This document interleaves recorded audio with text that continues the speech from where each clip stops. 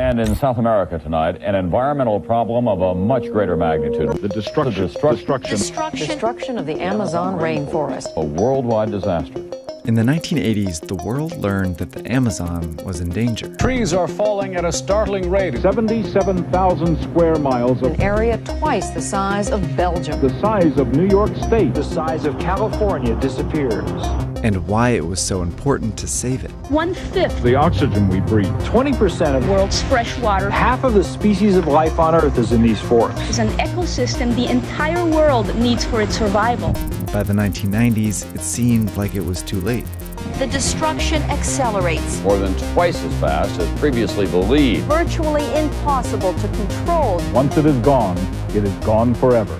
Then something changed.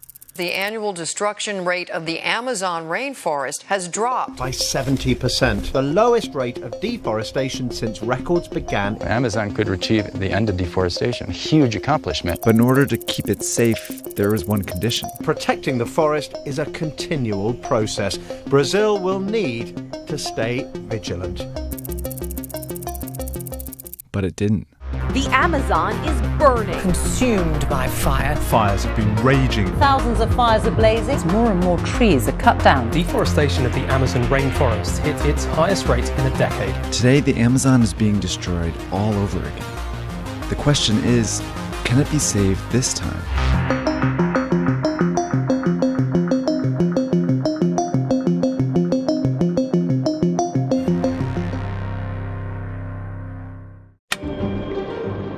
The first wave of deforestation started in the 1970s.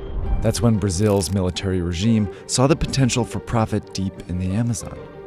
There were about 5 million square kilometers of rainforest filled with natural resources. Amazonia's ores and minerals, food, fiber, and forest resources are vast. But most of it was inaccessible. So the government started building the Trans-Amazonian Highway, an ambitious project that would run for 3,200 kilometers connecting remote parts of the rainforest. At the time, most of Brazil's population lived in the southeast, in cities like Rio de Janeiro and Sao Paulo. And the government wanted to move people out here to cultivate the land and grow the economy. So they offered free land along the highway and paid Brazilians to settle deeper in the rainforest. And they sparked a land rush. As the roads advanced, settlers followed, rapidly clearing the forest around it. Most of them turned their land into pasture, where they raised cows to sell as beef. And when these ranchers needed more land, they seized another plot, cleared it, and moved their cattle in. This expansion deeper into the Amazon drove up deforestation. Between 1978 and 88, an average of over 20,000 square kilometers were cut down each year. Over time, this whole area became known as the Arc of Deforestation. And soon a different product pushed this even further. People around the world were eating more meat, decade after decade. That trend raised the need for more soybeans, which served as a high-protein feed for farmed animals. This created a huge opportunity for countries most suitable for growing soybeans, and Brazil cashed in. Soybean exports from Brazil shot up in the mid-90s, boosting the economy. By the early 2000s, farmers took over these pastures and turned them into massive soy farms, like this one in Acre State. A minha fazenda eu comprei ela em 2000 porque eu queria partir para fazer agricultura. A soja é muito rentável, a soja é dos produtos que dá no campo que dá mais dinheiro. And the ranchers who sold their pastures moved their cattle further into the rainforest, clearing more of the Amazon, often illegally. This aggressive expansion created a profitable pattern in the Amazon. Primeiro vem o boi desmatando, né? Depois vem a agricultura e atrás disso aí vem a indústria. Eu acredito que o começo do desenvolvimento vem por aí. But it came at the cost of the rainforest. By the early 2000s, Brazil's beef and soy industries were driving a booming economy, as well as unprecedented rates of deforestation, which caused this arc to expand further north. The staggering deforestation in the Amazon attracted fierce resistance from environmental groups. An area of ancient forest the size of a football field is destroyed every 2 seconds. The Brazilian government, under President Lula da Silva, finally stepped in. Já em 2003 percebemos que esse tipo de situação não se combate apenas com ações emergencial. This is Marina Silva. She was Brazil's environment minister in 2003, where she helped craft a plan to stop deforestation. Então nós resolvemos atacar as causas. It started with the government expanding the amount of rainforest under protection. At the time, only about 28% was protected and there was very little oversight. But this new plan added more reserves where business activities were strictly banned, and also created more sustainable use reserves, where some businesses, like Brazilian nut harvesting and rubber tapping, which didn't destroy the rainforest, were allowed. More land was also demarcated for indigenous people who preserved the forest. Over time, hundreds of new protected lands were added, transforming the Amazon into a shared and sustainable space. Com base nesse uso e nesse manejo sustentável, começou-se a pensar uma ideia de preservação, de conservação dos recursos naturais que fosse capaz de integrar numa mesma equação economia e ecologia. Eventually, almost half the Amazon would be put under some form of protection, while the rest of it remained a mix of pasture, farms, and rainforest. To prevent further deforestation here, the government strengthened the Forest Code, which said landowners could only clear 20% of their private land. This law was monitored by the Forest Service, which was part of the Environmental Ministry, which had jurisdiction over all these protected lands. And the key to enforcing this entire plan was strengthening IBAMA, a police agency that would track and fine people for illegal deforestation.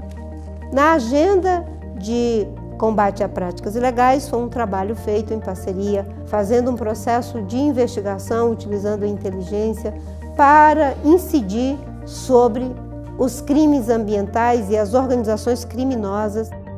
And the plan showed results, with deforestation rates falling by more than half in 2006. At the same time, an activist movement was forcing the agricultural industry to make a change. Major food companies started feeling pressure from consumers for participating in deforestation. So several got together and in 2006 signed a soy moratorium, which meant they could continue to operate within existing farms, but they wouldn't buy soy from any newly deforested land in the Amazon. 3 years later, beef companies signed a similar agreement. Other countries also gave Brazil money to help it protect the Amazon. So under all this protection, deforestation rates plummeted to historic lows. And yet, Brazil's soy and beef industries continued to grow thanks to more efficient techniques. Ranchers started growing crops on their existing pastures, and farmers planted 2 crops a year on their land instead of 1. Brazil had found a way to make the Amazon both productive and protected. But there were some who still wanted it to be a more profitable place. The Ruralistas, a group of conservative politicians who represent the interests of the agricultural industry, including farmers and ranchers, started gaining influence in Brazil. In the early 2000s, they had about 17% of the seats in Congress. But by 2012, they had about 30%, enough power to push President Dilma Rousseff to weaken the Forest Code, which allowed landowners to get away with clearing more land. In 2016, they pushed President Michel Temer to slash Obama's budget. They also helped him pass a law that made it easier for people who illegally seized land in the Amazon to keep it. These changes emboldened some people to seize and clear the rainforest again. And that led to a rise in deforestation rates. In 2018, as the Ruralistas controlled 44% of Congress, Jair Bolsonaro, a right-wing congressman and ally to the Ruralistas, was elected president. O homem do campo não pode continuar sendo penalizado. O agronegócio é uma das poucas coisas que está funcionando em nossa economia. On his second day in office, he transferred the Forest Service, which monitors the Forest Code, to the Agricultural Ministry, led by a Ruralista. He's also worked to systematically weaken the Environmental Ministry. Under Bolsonaro, deforestation has increased significantly in 2019, most of it taking place in these protected areas. Setting fires is a common way to clear land, and in August 2019, over 30,000 fires were burning in the Amazon, 3 times as many as August 2018, many set illegally by ranchers, farmers, and landowners, emboldened by the government's new stance on the Amazon. But this time, the Amazon is unlikely to survive another wave of deforestation.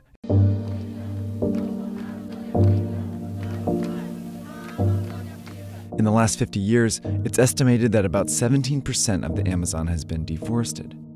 A 2018 report estimated that if it reaches 20 to 25%, the whole rainforest could start to collapse. It wouldn't be enough to cycle all the water it needs, causing trees to die, and that would release a huge amount of carbon dioxide into the atmosphere, further warming the planet. But in Brazil, many politicians and agricultural businesses continue to ignore the science for the sake of profit. Então a natureza é renovável, Deus sabe o que faz, e o homem não vai... Se está destruindo, é a meta do mundo, tem que ser destruído mesmo. Gostaria de ver essa floresta aí, porque ela é uma floresta muito rica, né? Mas o meu desejo mesmo era ver ela do jeito que estou vendo aqui, minha fazenda, minha propriedade aqui. Ela toda no chão. Lugar de cultura, é lugar de beleza, é lugar de aromas, de texturas, de vida. Então é algo que deve ser preservado. Clearing the Amazon for short-term gains overlooks the fact that the planet as we know it wouldn't exist without this rainforest. And it's why this place was saved once before.